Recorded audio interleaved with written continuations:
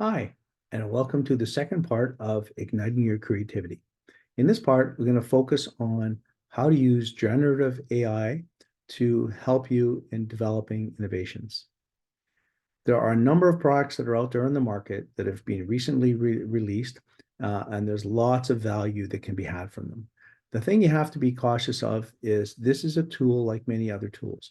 It will support you. You can use it as a co-pilot. It will help you in your work as an assistant, but really at the end of the day, you're in charge. And you need to make sure you're applying the human side of things to the problem you're working on. That being said, it's a great set of tools. I'll show you a couple of them today. So the first one is Zigzag. Zigzag is a really cool tool that I really like. The idea is that you can use this tool to help you create any kind of startup, whether it be a startup within a company or a tech startup or any kind of startup at all. I've done social enterprises with this. It's really helpful. So the first thing is you put in the prompt for your company. And here, this is based on a mobile app based on the book, The Startup of You, to help you in your career as a young person, giving you support, guidance, nudging, and implementing Reed's strategy for managing your career through the app. So that's what it is. And so I asked it to build content for me based on that idea, and it came back with this. So first part is the business prototype, and the business prototype is in the form of a lean canvas. And if we look at the lean canvas, it's the greatest tool for helping you put together a business plan for a startup and gathering your assumptions in place. So the first thing it does is it comes up with customer segments based on what you've given it as a prompt. So first thing is young professionals, career changers, and university students. And what it has done is created personas for each one of those, which is pretty cool. So a persona is just like an imaginary person representing that customer segment, representing a representative person. So here's Jake, 20 to 30. And what it does is it does this thing called customer jobs. So these are the customer jobs that they're assuming that Jake would want to do.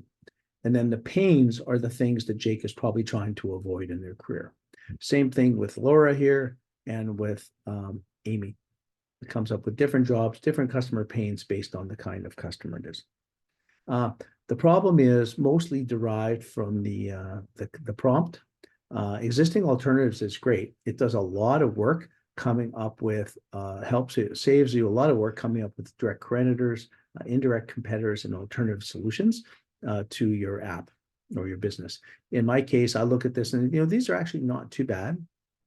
The indirect ones are ones that are a little bit quite competitors to you, and alternative solutions are more like kind of offline or non-digital things or kind of things people have done for many years. So then it comes up with the solution. It pulls most of this from your prompt, but then it comes up with these things called potential ways to play. And potential ways to play is all about coming up with things that you never told it directly, but it inferred from your idea. And it's saying these are things these are big ideas you can take advantage of in order to have a better solution or better business. Things like comprehensive skill mapping, mapping hard and soft skills for a person, and then giving them advice on what they need for their career and where the industries are going. Personalized job suggestions, looking at your job plan, or what Reid Hoffman calls the ABZ plan, your network and your skills to provide personalized job suggestions, and creating a community of people to work with each other, and giving mock interviews with AI feedback. Pretty cool ways to play. Gives you a unique value proposition, your personalized career guide powered by AI, giving tailor-made advice based on the startup of you. Talks about which channels you should use to reach your customers, revenue streams, cost structure, key metrics, how can you track the success of your project or your startup, and then what's your unfair advantage. First mover advantage in giving AI-based career advice based on the renowned startup of you. So they said, we found no one else doing this, so you're a first mover. So that is the lean canvas.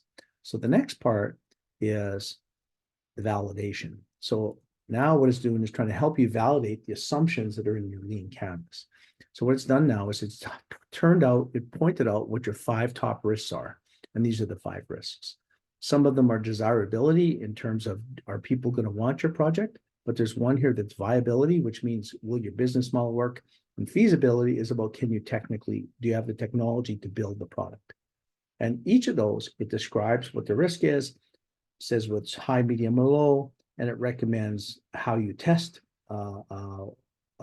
this risk by doing a validation survey or doing a financial projection analysis or an expert interview, customer interview. It really depends on the risk itself, but really cool. And I did not give it any of that information. It derived that on its own. The next section is on validation experiments. So this one is really neat. It sets up a set of develops a set of customer interviews for you, customer interview questions, I should say. So here, general questions, and that goes into your customer goals and needs questions, 3 of those or 4 of those, problem discovery questions, and there's trying to get at what are the difficulties you have, what's the value of the solution, why wouldn't you adopt it, what would stop you from adopting it, and how much are you willing to pay for it. So a really good start in terms of your validation. And then it also does this stuff called Storytelling Central. And this is setting up your brand wheel, all your brand information, how to talk, what's your mission, vision, brand positioning, brand values, and then a little bit of like tone of voice and messaging. So really to help you with your messaging for customers and even inside your internal startup team. And then startup names just gives you a bunch of ideas for startup names. So here's some of them. And then finally, it gives you an elevator pitch, which, of course, isn't going to be perfect, but it's better than what you had in the paper before you started. So it gives you a set of some content that you can then customize or read and throw away if you don't want it. But it's usually a pretty good start at it. And that is this terrific app called Zigzag. I highly recommend using it. At this point, it's still free. They have capped the number of ideas you can have. I think it might be 5 now. 5, I think. But you can just take your idea, and if you want more than 5, you can just save your prompts and put the prompt in again later. So just cycle between 5 ideas. It really doesn't matter. So I find it super helpful. One of the best apps out there in terms of creating a startup idea. You can use it for a tech startup, like I said, a social enterprise. You can use it to define a startup you're going to create within your corporation. Lots of good uses for this one. Highly recommend it. The next one is the Board of Innovation. So the Board of Innovation is a consultancy that has it does a really good job of looking at innovation AI for innovation, and they're on the forefront of it. They just had a 2-day seminar the other day on it, and it was one of the best seminars I've attended in quite a while. And so they've developed a bunch of AI tools like Brainstorm Buddy and How Might We Statement. And so these are tools that you can go in and you can just kind of use to come up with different ideas. So an example is customers are dairy farmers, and the problem is what's the impact of plant-based meat alternatives on the business? And it'll give you, and what it does is it uses different ideation tools. Like Doblin is a set of, is a methodology based on dividing your business up into 10 pieces. And one of them is process. And so it's saying you could do a process innovation here. Another one is, this is a lateral thinking move called Scamper. And this is the M is in Scamper, and you can magnify something. So create a visually engaging infographic showcasing the breadth of product offerings for B2B customers. Idea based on analogy, like a supermarket, and an idea based on random. So just gives you a bunch of ideas. Nice. And then, of course, there's research briefs, interview scripts to help you come up with interviews for your customers. And so you can see these are more narrow tools, but you can use them together and stack them up. So they're actually pretty good tools. And then, sorry, I apologize. I'm gonna find something here quickly. Here we are. And what they've done is they've put together a bunch of tools for Gen AI. And what they've done is they've curated these tools. So they've come up with tools for ideation, user research. Now, these are not the tools they've built. These are tools that they've picked off the market And so there's a bunch of tools here like GPT-4 and Synapse and Taste GPT that you can use that will help you with ideation or help you as a co-pilot. There's ones for user research, like synthetic users. I've used that. It's pretty good. UserDoc is very good.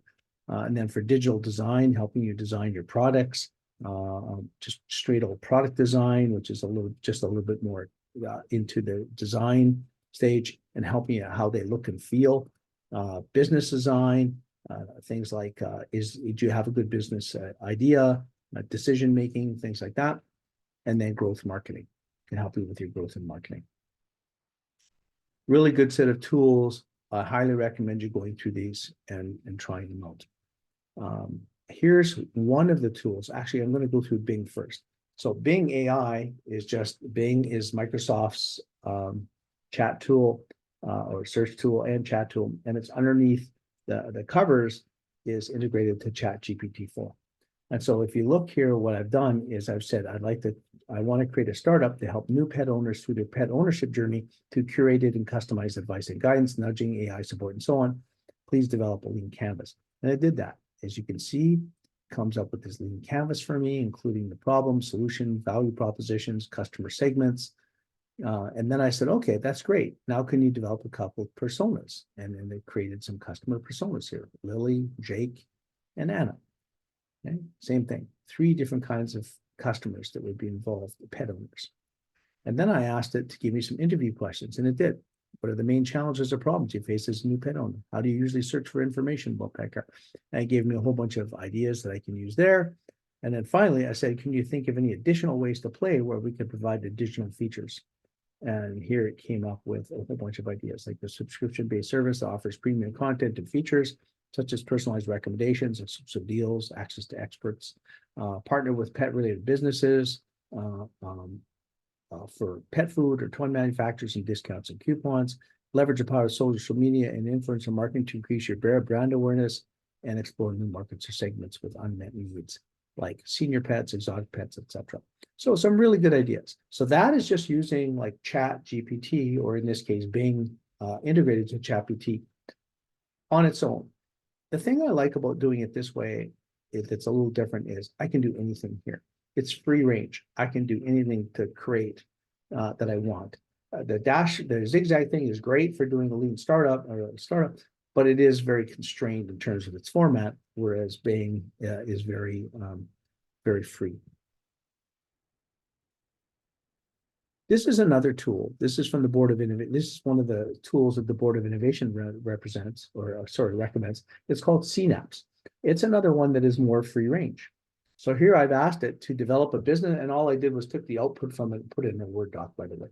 So I asked, could it develop a business idea where people could connect with other people if they want to have an experience, like go for spicy food where their spouse can't eat spicy food, or go rock climbing or see a movie, but their other friends have no interest in it, but they don't want to go on their own.